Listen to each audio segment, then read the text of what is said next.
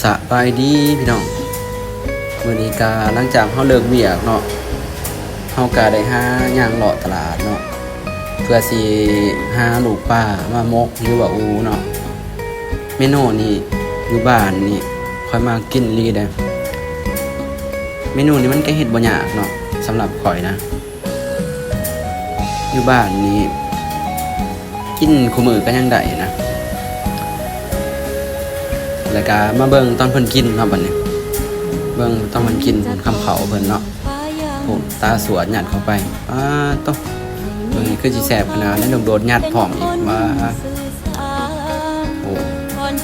นี่ก็เห็นเพิ่นกินนี่เนาะจนตาสิสวด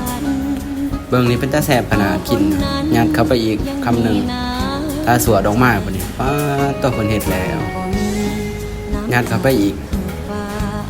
จนตาสวดเนาะคำนี้ก็